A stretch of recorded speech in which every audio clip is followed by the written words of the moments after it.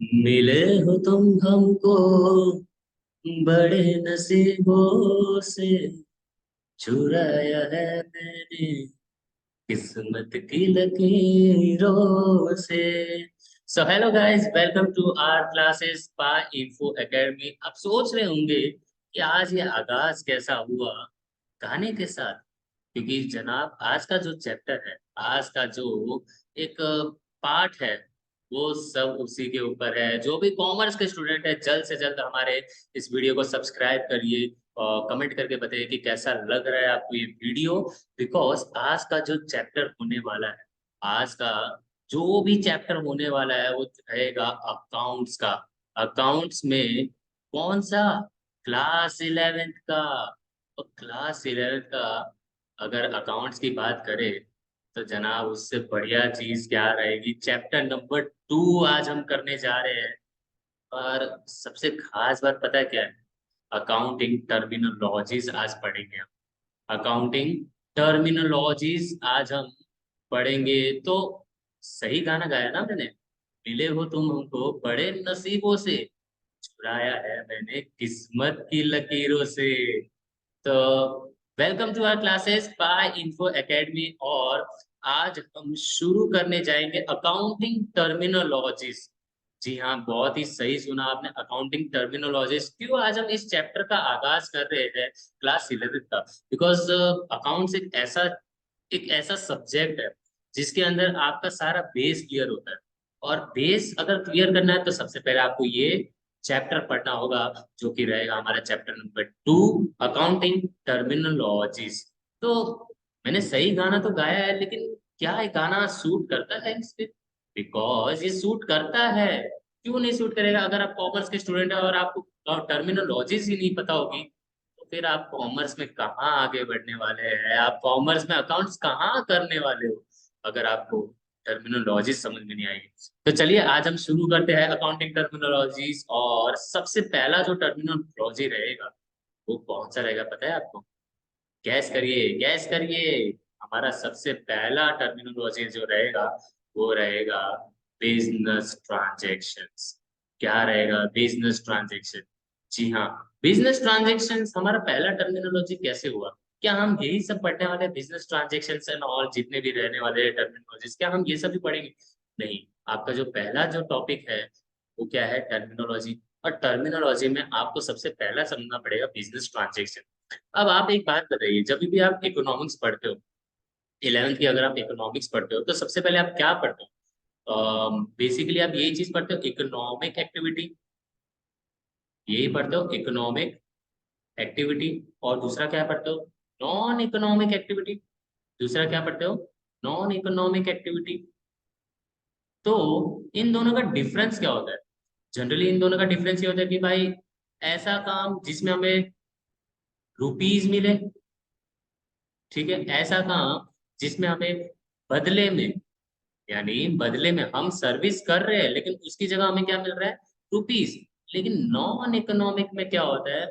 हम सर्विस कर रहे हैं लेकिन उसमें हमको बदले में कुछ नहीं मिलता है। यानी इसमें हमें रुपीज नहीं मिलेंगे। क्यों नहीं मिलेंगे? क्योंकि यहाँ पे हमारा प्रॉफिट मोटिव नहीं है। यहाँ पे हमारा मोटिव है सोशल वेलफेयर। क्या मोटिव है हमारा? Social welfare. तो यहाँ पे क्या मोटिव रहेगा? यहाँ पे हमारा प्रॉफिट। बोलो हाँ कि ना। समझ में आ रहा है तो बोलो हाँ। नहीं समझ में आ रहा है तो प्लीज आप वीडियो को पॉज करिए, एक बार फिर से आप सुनिए। अगर फिर भी समझ में नहीं आए तो आप प्लीज कमेंट सेक्शन में लिखिए। तो मुझे ये समझाने का क्यों इतना जरूरी लगा? क्योंकि बिजनेस ट्रांजैक्शन भी इन्हीं के ऊपर है रिलेटेड। क्यों इन्हीं के ऊपर रिलेटेड? क्योंकि बिजनेस ट्रांजैक्शंस क्या होता है? बिजनेस ट्रांजैक्शन बोलता है कि ऐसे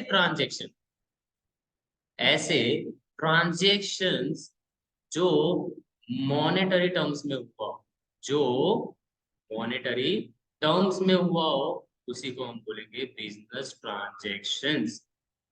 तो क्या हम ट्रांजैक्शन मॉनेटरी टर्म्स में नहीं भी करते? ऐसे भी कोई ट्रांजैक्शन होते हैं? ऐसे भी ट्रांजैक्शंस होते हैं। ये हम आगे आने वाले चैप्टर्स में पढ़ेंगे तो आपको समझ में आएगा कि भाई मॉनेटरी ट्रांजैक्शंस जो होते हैं उसको बिजनेस ट्रांजैक्शन होते हैं। और जो नहीं होते उसको एक स्पेसिफिक वर्ड दिया गया है, उसको एक स्पेसिफिक वर्ड दिया गया है। तो इसीलिए ऐसे ट्रांजेक्शन जिनका हमने मॉनेटरी टर्म्स में निकाला हो उसको हम क्या बोलते हैं, बिजनेस ट्रांजेक्शंस। उसे हम क्या बोलते हैं, दोहराइए मेरे साथ, बिजनेस ट्रांजेक्शंस। तो मैं आपको एक बात बताना चाहूंगा कि जब भी आप अकाउंट्स पढ़े तो आप टीएस ग्रेवाल रेफर करें, टीएस ग्रेवाल रेफर करें, क्योंकि 11वीं के लिए बेस्ट है टीएस ग्रेवाल। और बहुत ही अच्छा है, बहुत ही फायदेमंद रहेगा TS Grewal. So moving forward कि बिजनेस ट्रांजेक्शन्स में क्या मॉनेटरी टर्म्स ही अपना बिजनेस ट्रांजेक्शन रहेगा? जी हाँ, मॉनेटरी टर्म्स वाले ट्रांजेक्शन्स ही हमारे बिजनेस ट्रांजेक्शन्स रहेंगे। तो क्या इसके एग्जांपल मिल सकते हैं? बिल्कुल, जरूर मिल सकते हैं। जैसे कि मान लो आपने एक गुड्स परचेज किया, आपने गुड्स परचेज किया, ठीक है, ₹50 from from shopkeeper, from shopkeeper. तो क्या ये हमारा मॉनेटरी ट्रांजेक्शन है? क्या ये हमारा बिजनेस ट्रांजेक्शन है? जी हाँ, क्योंकि हमने गुड्स परचेज किए हैं, लेकिन कितने के? ₹50 के। तो क्या ये बिजनेस ट्रांजेक्शन गिनाएगा? बिल्कुल गिनाएगा, क्योंकि यहाँ पे मॉनेटरी टर्म्स हुए हैं, यहाँ पे मॉनेटरी टर्म्स हुए हैं, इसीलिए इसीलिए इसे बिजनेस ट्रांजेक्शन बोलते हैं। नॉन बिजनेस ट्रांजेक्शन किसे बोलेंगे? नॉन बिजनेस ट्रांजेक्शन किसे बोलेंगे? देखिए, A has ordered a food from Zomato और स्विगी। क्या ये बिजनेस ट्रांजेक्शन है? कई लोग सोच रहे हैं हाँ ये बिजनेस ट्रांजेक्शन। नहीं, ये बिजनेस ट्रांजेक्शन नहीं है, क्योंकि यहाँ पे क्या आपको दिख रहा है मॉनेटरी टर्म? क्या आपको यहाँ पे कुछ दिख रहा है मॉनेटरी टर्म या फिर ट्रांजेक्शन जैसा? नहीं ना। क्या यहाँ पे कोई भी मनी का जिक्र हुआ है? नहीं। तो यहाँ पे इसे हम बिजनेस ट्रांजेक्शंस नहीं बोलेंगे, बिकॉज यहाँ पे मॉनेटरी टर्म्स का रिवील ही नहीं हुआ है। तो ये नॉन बिजनेस ट्रांजेक्शन होता है, तो इसे हम बिजनेस ट्रांजेक्शन में इंक्लूड नहीं करेंगे। तो समझ लिए आप? तो इसी को बोलते हैं बिजनेस ट्रांजेक्शंस। आई बात समझ में? अगर समझ में आ रहा है तो प्लीज आप लाइक करें, सब्सक्राइब करें, शेयर करें, और कमेंट सेक्शन में लिखिए कि यस आई अंडरस्टूड और I understand. Please give more videos regarding this topics और regarding accounts topics. Okay, so let's move forward. आगे हमारे भी है बहुत सारे। सेकंड जो हम टर्मिनोलॉजी समझेंगे, सेकंड टर्मिनोलॉजी समझेंगे, उसे हम क्या बोलते हैं? कैपिटल। सबसे इजी जो है वो है कैपिटल। अब कैपिटल किसे बोलते हैं? कैपिटल तो सिंपल है। कैपिटल क्या बोलते हैं? Delhi is capital of India. यही है ना कैपिटल तो? नहीं, ये कैपिटल नहीं है। कैपिटल यहाँ पे किसी और की बात हो रही है। कैपिटल यहाँ पे किसकी बात हो रही है? In terms of accounting, in terms of accounting. तो हम इसे कैपिटल नहीं बोलेंगे, हम इसे कैपिटल नहीं बोलेंगे, तो हम इसे रफ कर देते हैं जनाब। हम इसे रफ कर देते, तो कैपिटल किसे बोलते हैं जरा एक बार सर आप समझाइए। कैपिटल उसे बोलते हैं जो ओनर जो ओनर या पार्टनर बिजनेस में बिजनेस में फर्म में, ऑर्गेनाइजेशंस में मनी, ठीक है, मनी लेकर आता है, मनी इन्वेस्ट करता है इन इन दिस थ्री, ठीक है, इन दिस थ्री। तो जो मनी लेकर आता है उसको हम बोलते हैं कैपिटल। उसको हम क्या बोलते हैं? कैपिटल। आई बात समझ?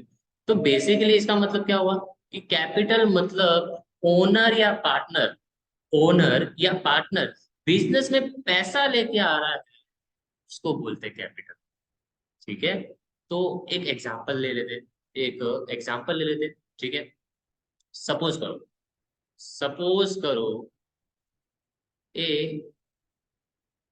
Has bring up money rupees 50 lakh as investing.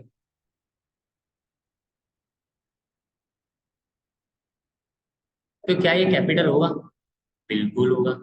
इसी को हम कैपिटल कहते हैं, इसी को हम कैपिटल बोलते हैं। क्या ये बात सही है? बिकॉज ए जो है, ए जो है वो क्या लेके आ रहा है, रुपीज 50 लाख लेकर आ रहा है as investing on which business. यहाँ पे साइड में अगर बोले, अगर बिजनेस में वो इन्वेस्टिंग के हिसाब से लेके आ रहा है 50 लाख रुपए, तो उसको हम कैपिटल बोलेंगे। क्योंकि यहाँ पे ए जो है, ए जो है तो यहाँ पे ओनर है, ओनर है या पार्टनर है, कुछ भी बोल सकते हैं अपन। तो जब कोई ओनर या पार्टनर बिजनेस में पैसा लेके आ रहा हो, उसको क्या बोलते हैं? कैपिटल। उसे क्या बोलते हैं? कैपिटल।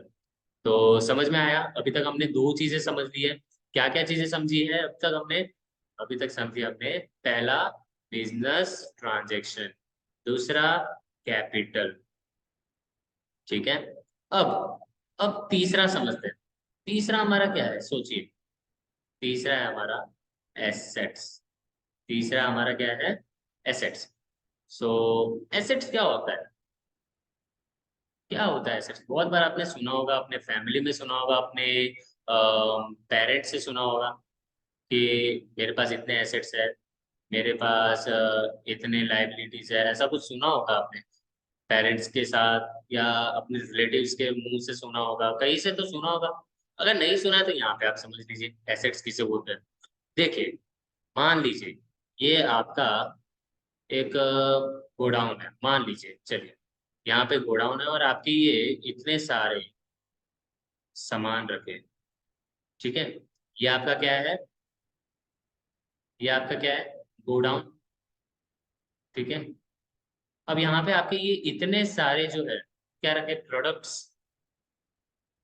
ठीक है, अब मान लीजिए यहाँ पे हमारा असेसमेंट ईयर, असेसमेंट ईयर जो है वो खत्म हो गया है।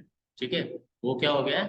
खत्म हो गया, यानी हमारा, यू समझ लीजिए, 2021 से लेके 2022 तक हमारा जो असेसमेंट ईयर खत्म हो गया।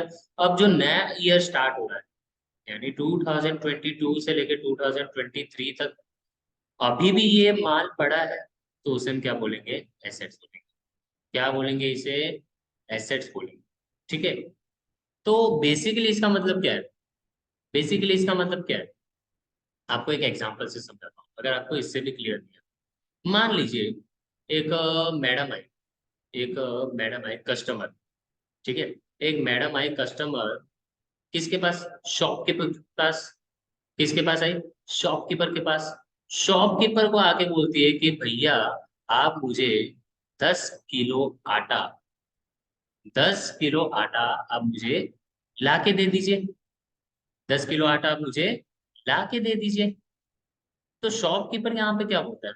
मैडम, कस्टमर को क्या बोलता है कि मैडम, हम आपको 10 किलो आटा तो दे देंगे, लेकिन लेकिन इस वक्त हमारे पास फ्रेश नहीं पड़ा है, फ्रेश आटा नहीं पड़ा है।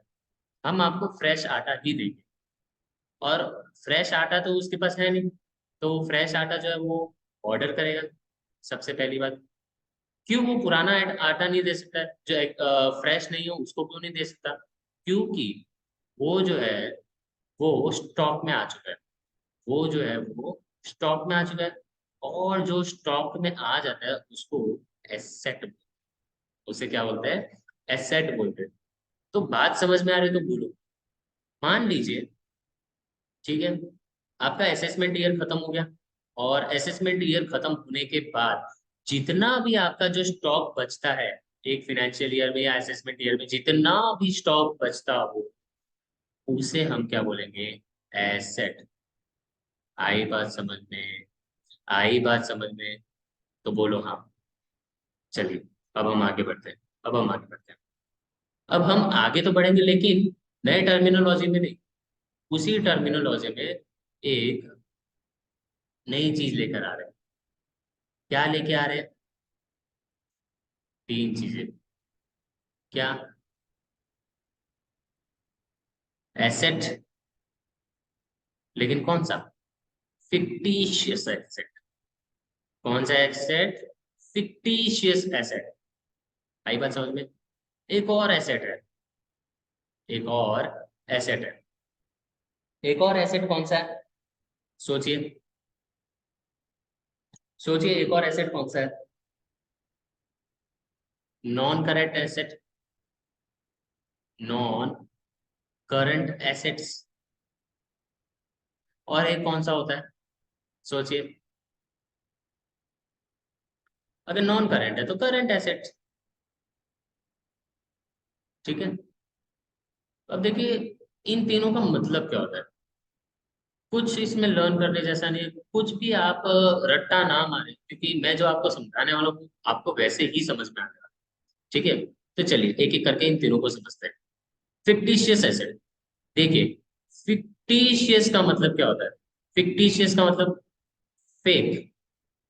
खाली इतना याद रखिए। फिक्टिशियस का मतलब क्या होता है? फेक।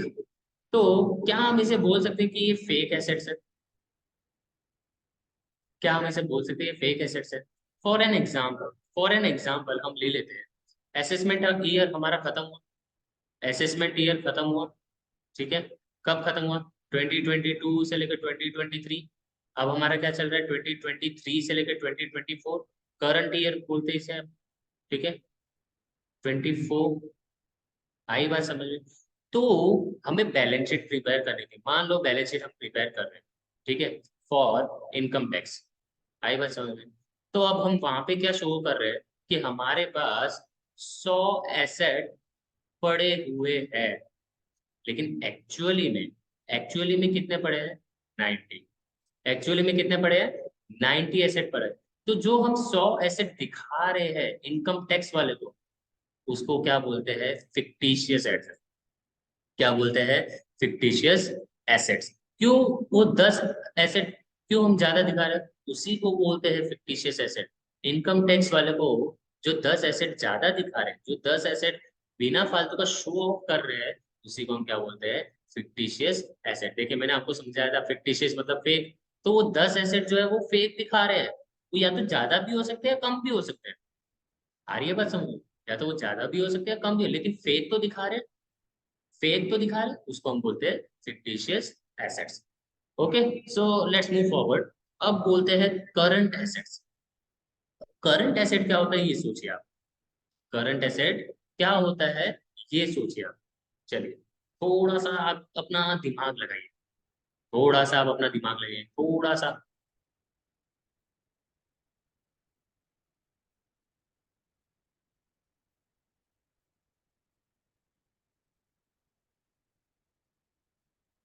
थोड़ा सा सोचिए क्या है, कैसा अभी हम कर रहे हैं। थोड़ा सा आप सोचिए।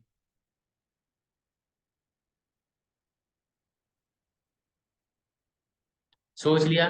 फिर करंट एसेट्स क्या होता है?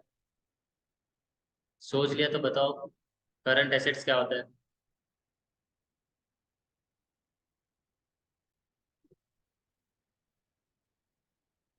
चलिए बताता हूँ मैं आपको करंट एसेट क्या होता है। करंट एसेट ऐसे लिए होता क्या है, मान लो एक साल है, 1 ईयर। ठीक है। 1 ईयर के अंदर जितने भी हमारे पास एसेट हुए, जितने भी हमारे पास एसेट हुए, फॉर एन एग्जाम्पल, एग्जाम्पल ले लीजिए। चलिए एग्जाम्पल मैं आपको दे देता हूँ। कोई कस्टमर ने खरीदा एक सामान, प्रोडक्ट। ठीक है। प्रोडक्ट खरीदा, तो उसके बदले में कस्टमर ने हमको क्या दिया? कैश। ठीक है। तो ये जो कैश हुआ हमारा, वो क्या हुआ? Current asset. वो हमारा क्या हुआ? Current asset. क्यों करंट एसेट? क्योंकि कैश एक ऐसा चीज है जो पूरे साल भर तो रहेगा नहीं हमारे पास, घूमता रहेगा। ठीक है। हम इकोनॉमिक्स में पढ़ेंगे सर्कुलर फ्लो ऑफ इनकम। ठीक है। तो कैश जो है वो हमारे पास एक साल से ज्यादा रहेगा नहीं, घूमता रहेगा। तो ये हमारा एक एग्जाम्पल हुआ करंट एसेट्स का। ऐसे एक और बिल्स रिसीवेबल, ऐसे एक और बिल्स रिसीवेबल। अब बिल्स रिसीवेबल जो टर्म है वो मैं आपको आने वाले इसी वीडियोस का तीसरा पार्ट बनेगा, बिल्स रिसीवेबल बिल्स पेबल, तो उसी में समझाऊंगा बिल्स रिसीवेबल होता क्या है। चलिए मान लिया आप कस्टमर है, आपने प्रोडक्ट खरीदा तो आपको बदले में बिल मिला, ठीक है।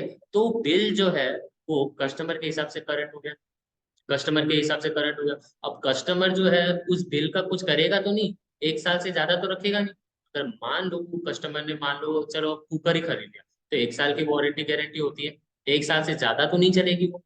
तो जो एक साल के अंदर अंदर चीजें जितनी भी होती है उसको क्या बोलते हैं हम, उसे क्या बोलते हैं हम, करंट एसेट्स। क्या बोलते हैं, करंट एसेट्स। आई बात समझ में? तो within a short period of 1 year is known as current assets, ठीक है। अब नॉन करंट एसेट्स पे पड़ जाते हैं हम। नॉन करंट एसेट्स, देखिए एक ऐसा नॉन करंट एसेट है जो एक साल से ज्यादा चलता हो, 1 ईयर प्लस। एक ऐसे एसेट जो 1 ईयर से ज्यादा चलता हो, लाइक बिजनेस के हिसाब से ले ले अपन, तो एयर कंडीशनर, ठीक है। एयर कंडीशनर, भाई बिजनेस का तो ये एसेट ही है एक्चुअली, ठीक है। बिजनेस का ये एसेट है, ठीक है, ठीक है। तो बिजनेस का जो एसेट हुआ, बिजनेस का जो एसेट हुआ एयर कंडीशनर, क्या वो एक साल से ज्यादा चलने वाला है? बिल्कुल जी हाँ, एक साल से ज्यादा चलेगा एयर कंडीशनर। और दूसरी चीज देख लीजिए, और दूसरी चीज क्या होगी अपनी, एयर कंडीशनर के अलावा हमारी जो रेंट पे ली हुई है गोडाउन या ऑफिस, ठीक है, गोडाउन या ऑफिस, तो ये सब जो चीजें हैं वो हमारे क्या है, करंट एसेट। ऐसे एसेट्स जो एक साल से ज्यादा चलते हो उसे हम क्या बोलते हैं, नॉन करंट एसेट्स। आई बात समझ में तो बोलो, आई बात समझ में तो बोलो हाँ, ठीक है। चलिए अब हम आगे बढ़ते हैं, अगर हम आगे बढ़ते हैं, एक लास्ट टर्मिनोलॉजी में बता देता, एक लास्ट टर्मिनोलॉजी में बता देता हूँ, वो है इस वीडियो का आखिरी टर्मिनोलॉजी, दैट इज लायबिलिटी। बहुत सारे लोगों को इसके बारे में सुना होगा, बहुत सारे लोग इसके बारे में वेट भी कर रहे थे कि सर आप ये बताइए, सर आप वो बताइए। इसके बारे में सबसे ज्यादा लोग वेट कर रहे थे। तो लायबिलिटी क्या होता है, चलिए इसका शॉर्ट उदाहरण बता देता हूँ। मैंने पहले ही बोल दिया एक्चुअली, उधार होता है इसका मतलब। इसका मतलब क्या होता है, उधार। लायबिलिटी मतलब उधार, ठीक है। मान लो ए पर्सन ने बी पर्सन से पैसे लिए, ठीक है, पैसे लिए और बी ने इसको पैसे दे दिए। अब ए जो है वो बी को पैसा दे रहा, यानी बी से उसने उधार लिया, तो ए के लिए बी क्या है, लाइबिलिटी। ए के लिए बी क्या है, लाइबिलिटी, कि भाई उसको पैसा देना है, उधार लिया है, इतने टाइम तक हमें देना है। तो बस वही चीज होती है लाइबिलिटी। लाइबिलिटी का मतलब एन ऑब्लिगेशन टू पे, लिख लीजिए कई साइड में, उसका मतलब क्या होता है, एन ऑब्लिगेशन टू पे। आई बात समझ में, आई बात समझ में तो बोलो हाँ, ठीक है। तो आज के दिन में हमने क्या क्या समझा, एक बार रिवाइज कर लेते, क्विक रिवाइज, ठीक है। क्विक रिवाइज क्या करते हैं, business transaction, business transaction, assets, assets की है, लाइबिलिटीज की है, ठीक है। ये सारी चीजें हमने करी। एक बार क्विक रिवीजन एक बार देख लेते हैं हमने क्या क्या चीजें की है। एक हमने कैपिटल किया, एक लास्ट, ठीक है, वो कैपिटल किया। आई बात समझ रहे? तो ये जो चार चीजें जो है, ये चार में से यूं मान लीजिए ये चारों ही वेरी वेरी इंपॉर्टेंट है आपके कॉमर्स के लिए, वेरी वेरी इंपॉर्टेंट है आपके कॉमर्स के लिए, बिकॉज ये चारों जो टर्म्स है वो आपके लिए कॉमर्स के फील्ड में फ्यूचर तक बहुत काम के। तो प्लीज गो थ्रू इट, आप समझिए, कॉन्सेप्ट समझिए, प्लीज डेफिनेशन में आप मत जाइए, क्योंकि अगर आपको कॉन्सेप्ट क्लियर हो गया तो डेफिनेटली आपको डेफिनेशन आराम से समझ में आ जाएगी, और लर्न करने की जरूरत रहेगी नहीं, क्योंकि डेफिनेशन इतनी इजी इजी है इनकी, तो आप लर्न करने की जरूरत ही नहीं रहेगी, और ना ही रट्टा मारने की जरूरत है, ठीक है। तो यस, आई होप आप सबको इस वीडियो में बहुत ही अच्छा लगा होगा, बहुत ही मजा आया होगा ये वीडियो में आपको। और ऐसे ही और वीडियोस लेकर आऊंगा, ऐसे ही और बढ़िया टर्मिनोलॉजीज, ऐसे ही बहुत एक्साइटिंग चैप्टर्स लेकर आऊंगा जो आपको अच्छा लगे। तो तब तक के लिए stay safe, stay happy, keep smiling, be positive. और इस वीडियो को एक लाइक तो जरूर देना, और प्लीज आप इस वीडियो को शेयर करना अपने दोस्तों तक जो अभी नए नए 11th में आए, और अपने दोस्तों को भी बताइए कि पाई इन्फो एकेडमी करके एक सर है, वो अच्छा समझाते हैं। तो यस, मिलते हैं आपसे अगले वीडियो में, तब तक के लिए कीप स्माइलिंग, स्टे पॉजिटिव।